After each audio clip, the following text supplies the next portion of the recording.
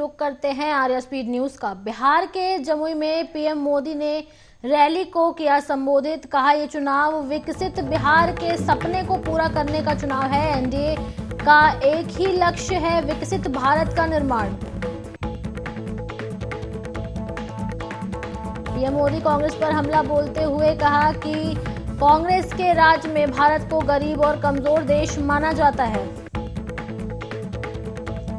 PM Modi ने कहा कि छोटे छोटे देश जो आज आटे के लिए तरस रहे हैं, उनके आतंकी पर हम हमला करके चल जाते हैं, तब की कांग्रेस दूसरे देश के पास शिकायत लेकर जाती है। आज का भारत घर में घुस कर मारता है। दिल्ली के मुख्यमंत्री अरविंद केजरीवाल की पत्नी सुनीता केजरीवाल ने पढ़ा सीएम केजरीवाल का विधायकों के लिए जेल से भेजे आदेश। कहा हर विधायक इलाके का रोज दौरा करे और लोगों से उनकी समस्याएं पूछे और उसे दूर करे। सीएम केजरीवाल ने अपने संदेश में कहा किसी भी दिल्लीवासी को किसी तरह की तकलीफ नहीं होनी चाहिए। दिल्ली के 2 करोड़ लोग मेरा परिवार। मुख्यमंत्री अरविंद केजरीवाल को सीएम पद से हटाने की याचिका वापस ली गई। याचिकाकर्ता विष्णु गुप्ता ने अपनी याचिका वापस ली। दिल्ली हाई कोर्ट से एक याचिका पहले ही हो चुकी है खारिज। जेल से बाहर आने के बाद आम आदमी पार्टी सांसद संजय सिंह ने हनुमान मंदिर में की पूजा। कहा बजरंग बली की कृपा से मुझे जेल से राहत मिली। बोले हमने प्रार्थना की है कि अरविंद केजरीवाल, मनीष सिसोदिया, सत्येंद्र जैन भी जेल से बाहर आए। आप सांसद संजय सिंह अपनी पत्नी और पार्टी के कार्यकर्ताओं के साथ महात्मा गांधी को श्रद्धांजलि देने के लिए पहुंचे। राजघाट अर्पित की श्रद्धांजलि। पश्चिम बंगाल की मुख्यमंत्री ममता बनर्जी ने केंद्र सरकार पर बोला हमला। कहा सभी एजेंसी को काम पर लगाया गया। राज्य के अधिकारियों का तबादला किया जा रहा है। सेंट्रल एजेंसी के कितने अधिकारियों का हुआ तबादला। ममता बनर्जी ने कहा कि बंगाल तो मैं संभाल लूंगी, मेरे रहते उनकी हिम्मत नहीं है कि बंगाल वासियों को छू सके। ममता बनर्जी ने अपने भाषण में कहा कि चुनाव से पहले सीए लाया गया। आप जैसे ही रजिस्ट्रेशन के लिए अपना नाम दाखिल करेंगे, आपको बांग्लादेशी घोषित कर दिया जाएगा। कोच बिहार में ममता बनर्जी ने कहा कि मैं चुनाव आयोग से निवेदन करती हूं कि आप देखें कि भाजपा के लोग कैसे गुंडागर्दी कर रहे हैं। उन्होंने कहा CISF, BSF, IT, NIA Bhajpa के साथ मिलकर लोगों को परेशान कर रही है।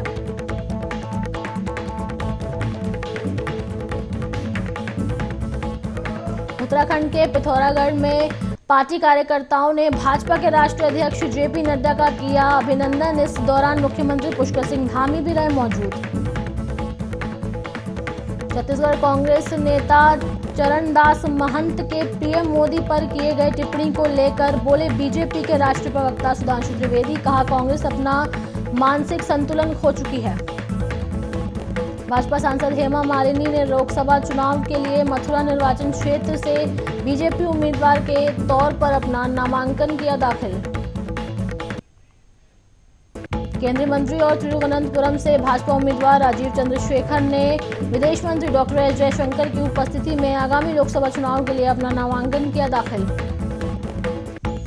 लोकसभा चुनाव में दूसरे चरण के लिए नामांकन का जो आखिरी दिन। दूसरे चरण में 12 राज्यों की 88 सीटों पर 26 अप्रैल को होगा मतदान। कांग्रेस के खिलाफ बागी तेवर अपना चुके संजय निरुपम को पार्टी ने 6 साल के लिए किया निष्कासित। संजय निरुपम ने कहा मैंने तो निष्कासित होने के पहले ही दे दिया था इस्तीफा। संजय निरुपम को बीजेपी नेता मोहित कंबोज ने बताया बोझ। सोशल मीडिया प्लेटफॉर्म एक्स पर लिखा आखिरकार कांग्रेस ने उन्हें बाहर निकाल दिया। कांग्रेस पार्टी के नेता गौरव वल्लभ ने पार्टी से सभी पदों से दिया इस्तीफा। उन्होंने कहा कांग्रेस पार्टी दिशाहीन हो गई है, जिसकी वजह से वे असहज महसूस कर रहे हैं। गौरव वल्लभ ने इस्तीफा देते हुए कांग्रेस अध्यक्ष मल्लिकार्जुन खड़गे को लिखी चिट्ठी। उन्होंने कहा कि जब मैंने पार्टी ज्वाइन की थी तब की कांग्रेस और अब की कांग्रेस में जमीन आसमान का फर्क आ गया है। गौरव वल्लभ ने चिट्ठी में लिखा कि वो अयोध्या में राम मंदिर प्राण प्रतिष्ठा समारोह में न जाने के कांग्रेस पार्टी के स्टैंड में थे और उससे खफा थे। बोले सुबह शाम सनातन का विरोध और देश के वेल्थ क्रिएटर्स को गाली देते हुए नहीं सुन सकता। कांग्रेस से इस्तीफा देने के बाद पूर्व कांग्रेस नेता गौरव वल्लभ भाजपा में हुए शामिल। भाजपा महासचिव विनोद तावड़े ने दिलवाई सदस्यता। बिहार के पूर्णिया लोकसभा से पप्पू यादव ने भरा निर्दलीय नामांकन। बोले कांग्रेस का समर्थन है प्राप्त। बहुत सारे लोगों ने हमारी राजनीतिक हत्या करने की साजिश की। मायावती नागपुर से करेंगी चुनाव प्रचार की शुरुआत। 11 अप्रैल को नागपुर में करेंगे रैली। राजस्थान के पूर्व मुख्यमंत्री अशोक गहलोत के बेटे और जलौर से कांग्रेस उम्मीदवार वैभव गहलोत ने आगामी लोकसभा चुनाव के लिए अपना नामांकन किया दाखिल। बिहार कांग्रेस के पूर्व प्रदेश अध्यक्ष रहे अनिल शर्मा भी बीजेपी में हुए शामिल। उन्होंने कहा कि कांग्रेस बन चुकी है सांप्रदायिक पार्टी। मल्लिकार्जुन खड़गे और सोनिया गांधी को बताया सबसे ज्यादा सांप्रदायिक। सुप्रीम कोर्ट में अमरावती सांसद नवनीत कौर राणा को फर्जी कास्ट सर्टिफिकेट मामले में दी गई बड़ी राहत। सुप्रीम कोर्ट ने इस केस में बॉम्बे हाई कोर्ट का आदेश पलटा। नवनीत ने एससी सर्टिफिकेट को हाई कोर्ट ने कर दिया रद्द। बीजेपी नेता विष्णु दत्त शर्मा ने अब की बार 400 पार के नारे के साथ खजुराहो लोकसभा से दावेदारी करते हुए नामांकन किया दाखिल। केंद्रीय मंत्री स्मृति ईरानी सहित कई दिग्गज नेता रहे मौजूद। पन्ना में जनसभा को संबोधित करते हुए विष्णुदत्त शर्मा ने की कांग्रेस की आलोचना। कहा इंडिया गठबंधन लोगों को कर रही है गुमराह। मतदाताओं से समर्थन मांगते हुए कहा कि पन्ना के विकास को दीजिए वोट। शिवपुरी लोकसभा से भाजपा प्रत्याशी ज्योतिरादित्य सिंधिया शिवपुरी शहर में आयोजित ब्राह्मण समाज के होली मिलन समारोह में हुई शामिल। मध्य प्रदेश के पूर्व गृह मंत्री नरोत्तम मिश्रा और भाजपा के स्टार प्रचारक पूर्व केंद्रीय मंत्री सुरेश पचौरी भी रहे मौजूद।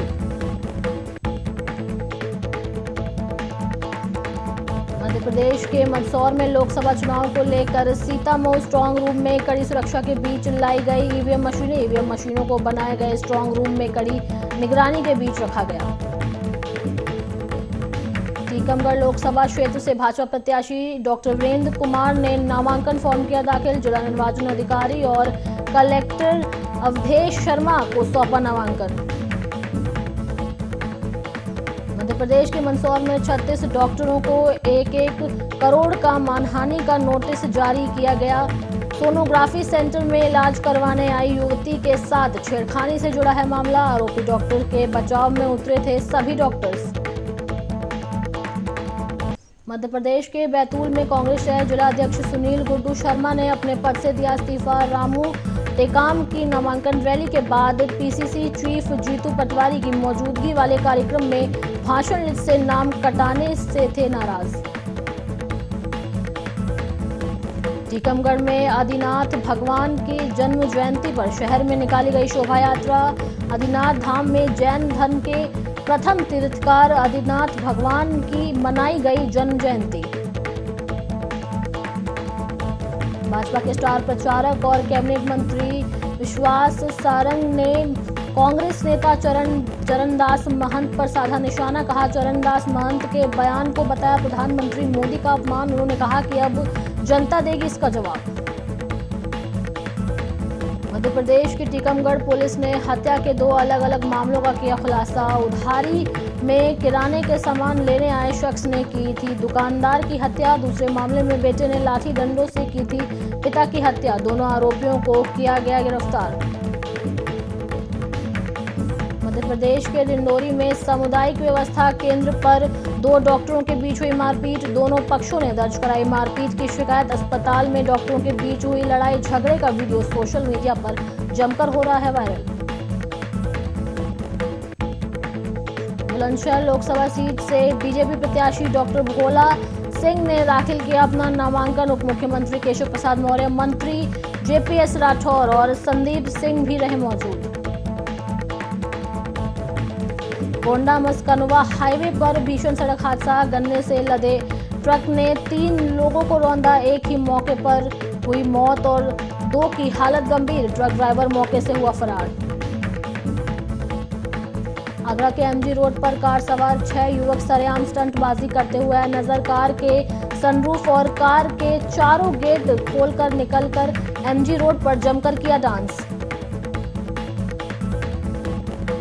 बिजनौर में बाइक और ट्रक की आमने सामने हुई जबरदस्त टक्कर। बाइक सवार 3 लोगों में से एक की मौके पर हुई मौत, 2 लोग गंभीर रूप से घायल। पुलिस ने ग्रामीणों की मदद से घायलों को अस्पताल में कराया भर्ती। बुलंदशहर के शिकारपुर तहसील परिसर में वकीलों के झगड़े का वीडियो सोशल मीडिया पर हुआ वायरल। पीड़ित वकील ने बार के अध्यक्ष के साथ जाकर थाने में की शिकायत, आरोपियों पर कार्रवाई की मांग। हेमा मालिनी को दिए बयान को लेकर हरियाणा महिला आयोग ने रणदीप सुरजेवाला को भेजा नोटिस। कांग्रेस नेता का अपमानजनक टिप्पणी करने का वीडियो सोशल मीडिया पर हुआ था वायरल। कचाथीवू पर विवाद के बीच श्रीलंका की तरफ से आया पहला आधिकारिक बयान। श्रीलंका के विदेश मंत्री अली साबरी ने कहा, 50 साल पहले सुलझ चुका है ये मुद्दा, इसे दोबारा उठाने की कोई जरूरत नहीं। इंडियन एयरफोर्स का अपाचे हेलीकॉप्टर ट्रेनिंग के दौरान लद्दाख में हुआ क्षतिग्रस्त। विमान में सवार दोनों पायलट सुरक्षित। कारण का पता लगाने के लिए कोर्ट ऑफ इंक्वायरी का दिया गया आदेश। ताइवान के बाद अब जापान में आया 6.3 तीव्रता का शक्तिशाली भूकंप। घरों से बाहर भागे लोग। ताइवान में आए भीषण भूकंप में बुधवार को 9 लोगों की हो गई थी मौत, 1000 से ज्यादा लोग हुए थे घायल।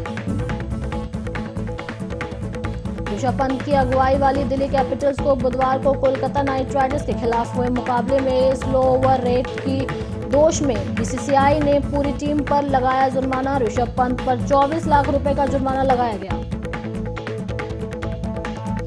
दिल्ली की टीम से आईपीएल 2024 में दूसरी बार हुई ये गलती। दिल्ली कैपिटल्स के कप्तान ऋषभ पंत पर एक मैच के बैन का भी खतरा।